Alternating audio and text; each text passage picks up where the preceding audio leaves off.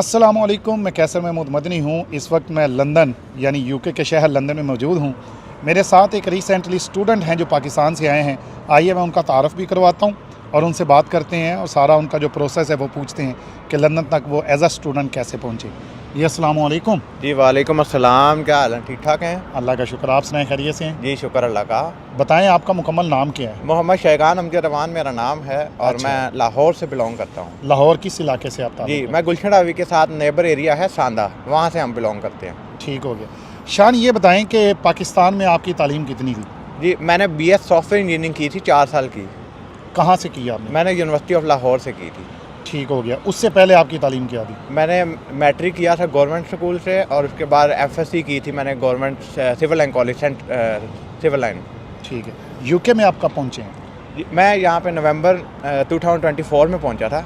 ठीक हो गया। इसका मतलब है 2-3 माह हुए आपको आए जी हुए। जी मुझे रिसेंटली मैं आया हूँ, मतलब 2 महीने में 3 महीने में। ठीक हो गया। ये बताएं कि ये सारा जो स्टूडेंट का प्रोसेस आपने खुद ही किया या किसी एजेंट के थ्रू जी किया? एजेंट के थ्रू किया था क्योंकि हमें कुछ चीज़ें हमें खुद से नहीं बनाने आती, जैसा कि SOP वीज़ा के अंदर जो लगती है वो, तो इसलिए ओके। हमें उसके लिए चाहिए था एजेंट, तो हमने उसको किया था। अच्छा ये बताएं कि ये जो एजेंट होते हैं इसमें ये कितनी फ़ीस चार्ज करते हैं? कोई फ़ीस ज़्यादा बहुत ज़्यादा चार्ज करते हैं जी या जी नॉर्मल फ़ीस डिपेंड होती करता है, वेरी करता है ऑर्गेनाइजेशन के ऊपर। जिससे हमने करवाया था तो उनसे हमने उनको 1 लाख पे किया था। है? ठीक है, वो तो ज़ाहिर है ये रीज़नेबल है। एक होता है कि क्रेज़ी होती हैं जी, लोग, जी। एजेंट्स को 80 लाख 70 लाख इतना देते हैं, तो आपने तो कंसल्टेंसी फ़ीस दी जी उनको। सिर्फ कंसल्टेंसी फ़ीस थी और बाकी हमारी यूनिवर्सिटी की अपने खुद हमने पे की थी फ़ीस। अच्छा, यूनिवर्सिटी की कितनी फ़ीस आपने पे की? हमारी टोटल 15,000 पाउंड थी, लेकिन हम वहाँ से 8,000 फ़ी पे करके आए थे। अच्छा, ये 15,000 15,000 पाउंड। आज जो 1 पाउंड है उसकी वैल्यू तकरीबन 354 रुपये, यानी 354 रुपीज़ का 1 पाउंड है। तो आपने कितनी पे की थी? हमने पे की थी 32 लाख। 32 लाख उधर से। जी। ठीक हो गया, ये आधी फ़ीस आपने जी, तकरीबन हाँ। पे की। अच्छा, तो मुकम्मल फ़ीस जो है वो अभी आप पे अब करेंगे? रिमेनिंग हमारी थोड़ी सी रह गई है, तकरीबन 5,000 के करीब रह गई है। 5,000। ठीक है। कोर्स कितना लंबा है आपका? 1 ईयर का कोर्स है, मास्टर्स है और मैनेजमेंट के अंदर मैंने जो है ना एनरोल किया था। ठीक है, ये मास्टर का 1 साल की आपकी डिग्री है। जी तो इसके लिए आपको वीज़ा कितना मिला? मुझे 1.5 साल का वीज़ा मिला था। 1.5 साल का वीज़ा जी मिला। और उसकी वजह ये है कि मैं जब अप्लाई किया था पहले सितंबर में, तो वो मेरा डेफर होके जनवरी सेशन में आ गया था। लेकिन उन्होंने मेरे साथ ये किया था कि उन्होंने मुझे प्री सेशनल दे दिया था। 2 महीने पहले उन्होंने कह दी, ऑफ़र कर दी थी कि आप आ जाएँ हमारे पास और वहाँ स्टडी शुरू कर दें। उससे मेरा सिर्फ 1 महीने का गैप आया था। अच्छा ये बताएं कि ये जो सारा प्रोसेस आपने किया, आपने खुद से किया? नहीं मतलब ये एजेंट ने आपको गाइड किया? एजेंट ने ही यूनिवर्सिटी सेलेक्ट की थी। एजेंट नहीं, बस हमने स्टेट बतानी थी कि हमने किस स्टेट में जाना है और हमने वो लंदन सेलेक्ट की थी। अच्छा, लंदन आपने सिटी जो है वो सिलेक्ट किया था। अच्छा ये बताएं कि जब आप यहाँ पर आ गए, ठीक है, वीज़ा आपका फ़र्स्ट गो में लग गया? जी हमारा फर्स्ट गो में लग गया। और कुछ जब अगर मैं कर रहा था सितंबर सेशन के लिए, तो तब मैंने तैयारी ये कर ली थी कि प्रायोरिटी वीज़े की भी फ़ीस भरी जाए। वो अच्छा। कि 2 लाख थी, लेकिन हमारा क्योंकि अल्लाह की तरफ से ऐसा हो गया था कि उनका डेफर आ गया और हमारा वो प्रायोरिटी की फ़ीस भी बच गई। और स्टैंडर्ड फ़ीस हमने जो स्टैंडर्ड वीज़ा अप्लाई किया था उसमें हमारे हफ्ते के अंदर हमें वीज़ा मिल गया। जिंदाबाद। अच्छा ये बताएं कि जब ये आपने वीज़ा अप्लाई कर दिया आपको, इसके लिए कोई आपने आइल्स किया? जी आइल्स किया था, जिसके अंदर यूके की कम से कम तालीमी जो बैंड रिक्वायर्ड होते हैं वो होते हैं मिनिमम 5.5। मिनिमम? जी मिनिमम ईच मॉड्यूल 5.5। तो आपका जो कोर्स था उसके लिए क्या requirement? 6 overall 6 minimum no less than 5.5। ठीक है। अब शान लंदन में आ गए। लंदन आके जब आपने अपनी यूनिवर्सिटी देखी, क्या वो यूनिवर्सिटी उस लेवल की है, उस पाई की है जो आप पाकिस्तान से अगर मैं बिटर रियलिटी की तरफ आ जाऊं तो यहाँ पे ऐसा होता है कि जो पाकिस्तान में बैठे एजेंट्स होते हैं वो किसी दूसरे शहर की यूनिवर्सिटी का दिखा के आपको उसका एफिलिएटेड कॉलेज 2 या 3 कमरों का जो होता है उसके अंदर आपको एनरोल करवा देते हैं। फ़ीस पूरी की पूरी जो है वही होती है जो यूनिवर्सिटी की होती है। हमारे साथ ये हिसाब हुआ था कि हम मतलब ये है कि जैसे आप यूनिवर्सिटी ऑफ लाहौर में पढ़े, इतने इतने बड़े कैंपस, और यहाँ पर 2-3 कमरों का जो कॉलेज है तो वो यूनिवर्सिटी की ही शाख, लेकिन वो उतनी बड़ी यूनिवर्सिटी नहीं है जितनी वो कि उसकी यूनिवर्सिटी की वाइब जिसको कहते हैं वो नहीं है। वाइब नहीं है। ठीक हो गया। यूनिवर्सिटी के अंदर जो आप एजुकेशन ले रहे हैं वो उससे मुतमईन है आप? जी बेसिकली ये मैनेजमेंट का कोर्स है, तो मेरे अगर बैचलर देखा जाए तो वो मैंने सॉफ्टवेयर इंजीनियरिंग की है तो उससे अगर फील्ड हट जाए तो फिर उसके लिए थोड़ा सा मैं कहूँगा कि मुझे फील्ड में इंटरेस्ट नहीं पैदा हो रहा। अच्छा ये बताएं, मास्टर डिग्री करने के बाद आपके पास कितना वीज़ा, तकरीबन 6 माह का बच जाएगा? जी, मास्टर डिग्री करने के बाद मेरे पास 6 माह का वीज़ा बचता है। उसके बाद मैं अगर चाहता हूँ तो मुझे PSW भी मिलेगा। थोड़ा सा PSW एक्सप्लेन करें, PSW क्या है? ये वर्क परमिट अलाउ किया जाता है स्टूडेंट को, जो आफ्टर ग्रेजुएशन जो है आपको अलाउ किया जाता है, 2 years का मिलता है मैक्सिमम। अच्छा, आपको वर्क के लिए अलाउ तो कर दिया उन्होंने, क्या उसमें वर्क आपको लेना ज़रूरी है, कोई शो करना पड़ता है, या मिले या ना मिले वीज़ा आपको मिल जाता है? नहीं, अब इसमें रेस्ट्रिक्शन नहीं है, इसमें कुछ भी आप फुल टाइम करें, पार्ट टाइम करें, कुछ भी करें, अगर आपको अपना फील्ड की रेलिवेंट जॉब मिल जाती है तो ये it's a well and good. क्यों? क्योंकि उससे ये आपको स्पॉन्सरशिप मिल जाती है वीज़ा की, तो उससे आप 5 year मैक्सिमम और ज़्यादा आप अपना स्टे कर सकते हैं यहाँ पे। लेकिन अगर आप 2 सालों के अंदर नाकाम रहते हैं अपना फील्ड की जॉब लेने में, तो यहाँ पे आपको वापस आपके होम कंट्री जाना पड़ेगा। ठीक हो गया। सो PSW तक, उसके बाद आपका प्लान क्या है? You want to stay in UK और कहीं और जाना चाहते हैं आप? अगर मैं बात करूं आफ्टर PSW तो फिर मेरा फील्ड की जॉब के ऊपर बहुत ज़्यादा फोकस होगा, क्योंकि मैं किसी भी जरिए ये जो है इस कंट्री को लीव नहीं करना चाहता। ठीक हो गया। अच्छा ये बताइए कि अब आपकी डिग्री मुकम्मल हो गई, PSW भी हो गया, उसके बाद कंट्री में रहना चाहते हैं जी, इसके बाद कंट्री में रहने के दो से 3 तरीके हैं, जिसमें से पहला तरीका ये है कि आपको अपनी फील्ड की रेलिवेंट जॉब लेनी पड़ेगी। जॉब हो गई। अगर नहीं आप कर पाए, ग्रैब नहीं कर पाए, क्योंकि बहुत ज़्यादा यहाँ पे कंपटीशन है, इंटरनेशनल लेवल पे स्टूडेंट्स आए होते हैं, और UK के ग्रेजुएट्स भी, UK के अपने ग्रेजुएट्स होते हैं, तो उनको अगर हम कहें कि कम्पीट करना तो वो थोड़ा सा मुश्किल हो जाता है। नंबर 1। नंबर 2 ये है कि आपको यहाँ पे स्टार्टअप बिजनेस करना पड़ेगा। उससे क्या है कि आपको थोड़ी इन्वेस्टमेंट, जो डिग्री पे जितनी इन्वेस्टमेंट लगाई थी उससे डबल इन्वेस्टमेंट आपको मतलब करना कितनी पड़ेगी। रफली? तकरीबन 20 to 25,000 पाउंड आपको स्टार्टअप के लिए ही सिर्फ चाहिए। नंबर 3 कौन? नंबर 3 आपका जो हर एक बंदे को पता है कि वो हम यहाँ पे जो मैरिज का काम करते हैं, और उससे मतलब शादी अगर हो जाती जी है, शादी, ठीक है, कोई लड़की मिल गई, उसके साथ आपकी शादी हो गई, वो ब्रिटिश बोर्न है, वहाँ से भी आपका उसकी रेस्ट्रिक्शन ये है कि ब्रिटिश बोर्न ही होनी चाहिए। यहाँ पे ये नहीं है कि अगर आप अपनी ही कंट्री की कोई लड़की से शादी करते हैं यहीं पे, उससे कोई बेनिफिट आपको नहीं मिलने वाला। थोड़ा सा मैं यहाँ पर क्लियर कर दूँ कि ब्रिटिश बोर्न जो लड़की है उसके साथ अगर कोई पाकिस्तानी लड़की या लड़का शादी करते हैं तो उसके स्टेटस की वजह से उनका स्टेटस बदल जाएगा। लेकिन अगर एक स्टूडेंट लड़की पाकिस्तान से या लड़का आया है तो उसने पाकिस्तानी ही लड़की से शादी कर ली है जिसकी नेशनैलिटी पाकिस्तानी है, तो उनको वो स्टेटस चेंज नहीं होगा। शान, आप थोड़ी सी बिटर रियलिटी की तरफ से आते हैं। लंदन आपने देखा? जी, मैंने देखा। कैसा लगा आपको? मुझे अगर मैं सिर्फ स्टेट्स की बात करूं, लंदन तो वो वेल एंड गुड है, क्योंकि यहाँ पे लाइफ बहुत फास्ट है। मैंने एक रिपोर्ट देखी, उसमें 72 मिलियन के साथ London is number 1 in the world जो टूरिस्ट को अट्रैक्ट करता है। 72 मिलियन पीपल आते हैं हर साल। हर साल आते हैं। तो आपका क्या ख्याल है कि वाकई कोई वजह है यहाँ पर जो यहाँ पे सिर्फ एक वजह है, वो है central London. Central London zone 1 को कहते हैं, और जोन 1 के अंदर जो लाइफ है वो ना तो जोन 2 में है ना जोन 5 में है। मतलब सिर्फ एक लंदन की पहचान सिर्फ लंदन जोन 1 है। शान, पाकिस्तान से एक स्टूडेंट आ गया, जैसे आप आए हैं यहाँ पर, आपको सर्वाइव करने के लिए आपको कोई घंटे दिए गए हैं काम करने के लिए? यहाँ पे अगर एज अ स्टूडेंट स्टेटस के ऊपर आप आ रहे हैं तो उसको 20 आवर्स अलाउ है। इससे ज़्यादा अगर आप करेंगे तो वो इलीगल है।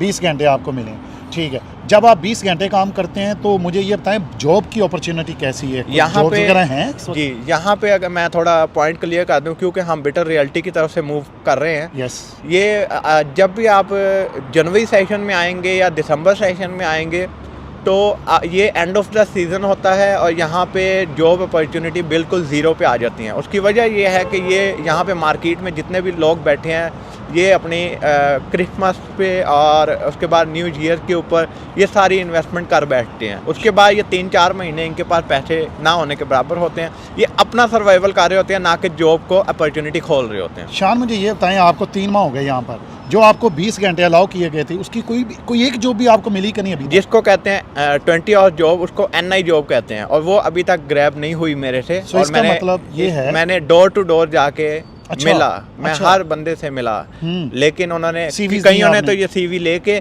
कईयों ने कहा कि unfortunately we do not have vacancy. But you can contact with us on March April, इस तरह करके उन्होंने कहानी सुना मतलब देनी। वो ऐसे ही स्किप करने वाला कि किसी तरीके बस आप चले जी, गए। किसी भी जरिए आप स्किप कर लें। मैं जोन 1 में जॉब ढूंढी, 2 में जॉब ढूंढी, इवन कि मैं जोन 5 में on a very next day जब मैं लैंड किया था तो मैं जोन 2 में स्टे किया था 1 वीक। उसके बाद मैंने जो रूम ढूंढा था वो जोन 5 में जाके मिला था। उसकी रीज़न बिटर रियलिटी ये है, जब नया नया स्टूडेंट आ जाता है उसको सबसे पहले खर्चे का हिसाब देना होता है कि कम अज़ कम जितना भी खर्चा हो सके उसको करना पड़ता है। मैंने अपना रूम लिया था जोन 5 में जो कि 300 पाउंड में पड़ा था मुझे। तो उसके बाद जब मैंने on a very next day जब किराया दे दिया था, फिर मैं जॉब की तलाश में निकला था। तो इन अ बिटर रियलिटी कि मुझे नेक्स्ट डे जॉब नहीं मिली थी, और उसके बाद मैंने 1 वीक स्ट्रगल करने के बाद एक जॉब ली थी। और यहाँ पे ये कल्चर है कि अगर आप किसी पाकिस्तानी की शॉप में हायर हो गए हैं या किसी इंडियन की शॉप में हायर हो गए हैं या एशियन की शॉप में हायर हो गए हैं, तो आपको मैं एक चीज़ बता दूं कि वो आपको 1 हफ़्ता काम रगड़ के पूरा करवा के आपको कहेंगे हमें पसंद नहीं आया, और वो आपको निकाल देंगे। ये बड़ी तलख हकीकत है। अच्छा, जो 20 घंटे अलाउ होते हैं उसमें अभी तक आपको जॉब नहीं मिली। शान, ये बताएं कि यहाँ पर जॉब लेने का क्या तरीका, आपने कौन कौन से तरीके आजमाए हैं, और जॉब असल में तरीका कौन सा है, कैसे मिल सकती है?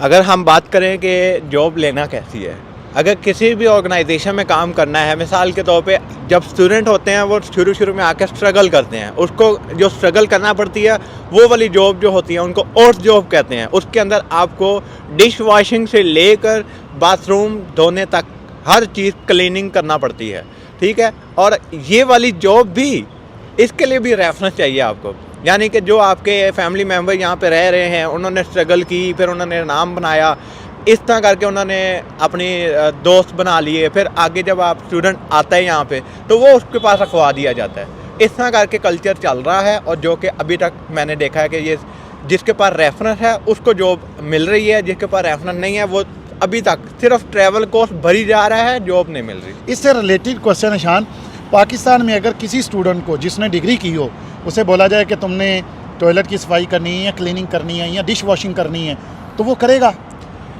या यहाँ पे आके जब उसको पे रेट पाकिस्तानी रेट के मुताबिक देखा जाए, तो कंपेयर करवाया जाए, तो कोई बंदा भी छोड़ेगा नहीं। उसकी वजह ये है कि उसको पता है कि मैं पाकिस्तान में जो कमा रहा था उससे 4, 5, 6 गुना ज़्यादा कमा रहा हूँ। तो उसके लिए ये मैटर नहीं करता कि क्या मैं क्लीनर हूँ, डिश वॉशर हूँ, कुछ भी हूँ, कोई फ़र्क नहीं पड़ता। ठीक हो गया। आखिरी ये बता दें कि स्टूडेंट्स को यूके में आना चाहिए नहीं आना चाहिए? स्टूडेंट अगर फिनेंशियली तौर पे स्ट्रॉन्ग है और उसको 6-7 महीने उसको कोई पीछे से दिक्कत नहीं है किसी किस्म की, और वो फ़ीस भी पे कर सकता है, उसके लिए मोस्ट वेलकम, ये बहुत अच्छा कंट्री है। लेकिन अगर आप बिलो द लाइन चले जाएं, तो अगर जिसके पास फिनेंशियली क्राइसिस है, मतलब कि स्ट्रॉन्ग नहीं है, वो यहाँ पे धक्के खाने आ रहा है, मैं रिकमेंड करूँगा कि ना आए, वो अपने पैसे बर्बाद ना करे। कौन कौन सी ऐसी फील्ड है जिसमें वीज़ा लगने के बहुत ज़्यादा चांसेस है, आप इस प्रोसेस से खुद गुजरे हैं? स्टूडेंट के लिए यूके हर टाइम दरवाजे खोल ही रखता है, उसके लिए कोई भी फील्ड उठा लें, कोई किसी भी बैकग्राउंड से तल्लुक़ रखने वाले स्टूडेंट आ जाएं, मोस्ट वेलकम। यूके हमेशा वेलकम करता है स्टूडेंट्स को।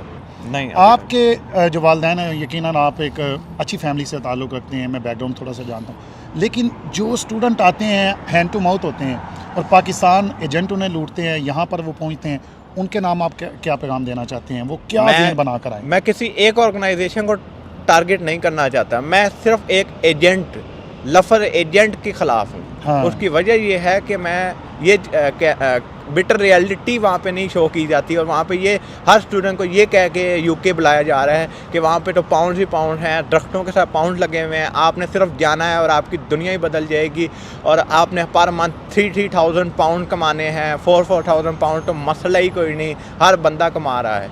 This is very very shameful act, और ये इसके बिल्कुल ख़िलाफ़ है। यहाँ पे रियलिटी के अंदर अगर बात करें तो यहाँ पे किराया निकालना मुश्किल है, खाना पीना मुश्किल है। खाना पीना अगर मैं इस यूके की खाने पीने के लिहाज से बात करूँ, खाना सबसे सस्ता है, ट्रैवल सबसे महंगा है। अल्लाह हुक्म। अच्छा, ये बताएं, थोड़ा सा फ़नी नोट पे आता हूँ, शान साहब यूके आ गए, अब पाकिस्तान से शान के जो दोस्त हैं वो तो फ़ोन कर रहे होंगे, शान आप तो पहुँच गए हैं, कल मेरे लिए आईफोन, ये कोई इस तरह की कोई गलबात है? ऐसा है, मेरे क्लोज फ्रेंड्स में ही चीज़ें पाई जाती है। अच्छा। और जो कि मेरे सब बचपन से ही मेरे साथ हैं, वो 4 हैं, और उसके अलावा किसी बंदे की कॉल आए या ना आए शान को फ़र्क नहीं पड़ता। नहीं वो ठीक है, लेकिन उन्होंने कोई डिमांड की आपसे? किसी को जुर्रत कहते हैं ना, जिसको जुर्रत, वो वाली हिसाब नहीं है किसी की तरफ। अच्छा, इसका मतलब है आपने ये मजाक नहीं रखा हुआ? नहीं रखा हुआ ना। ठीक हो गया। शान, हम जो इंटरव्यू उसको कंप्लीट करेंगे। अल्लाह ताला आपको कामयाब करे। कोई बात, कोई पैगाम आप अपने देखने वालों को इन द एंड देना चाहें? इंडिया, बांग्लादेश, पाकिस्तान, नेपाल, जहाँ तक उर्दू समझी जाती है, कोई one liner message you want to convey please? या अगर आप यूके आ ही गए हैं तो इन अ लॉन्ग वे ये सबसे best country in the world है। उसकी वजह यह है कि यहाँ पे रेट्स, अगर आपको जॉब मिल गई है तो इससे ज़्यादा अच्छी कंट्री कोई नहीं है। ये मेरी रियलिटी है, अगर मैं आपको शो करूँ तो। बहुत शुक्रिया शान, थैंक यू सो मच। और नाजरीन, अगर आपको ये इंटरव्यू पसंद आया है तो कैसर महमूद मदनी को यूट्यूब, फेसबुक और स्नैपचैट, टिकटॉक हर जगह पर फॉलो कर लें। और अगर ये वीडियो आपको अच्छी लगी है, आपके काम आई है, तो इस वीडियो को सदका जारिया समझते हुए इसको शेयर कर दें। ये कोई प्रमोशन वीडियो नहीं है, हकीकतन वीडियो है, एक ऐसी हकीकत जो भाई आपके सामने खड़े हैं उन्होंने आपके सामने शेयर कर दी है। तो इंशाल्लाह एक नई वीडियो के साथ आपके साथ मुलाकात होगी। टिल देन, अल्लाह हाफिज़, अस्सलामु अलैकुम व रहमतुल्लाहि व बरकातहू।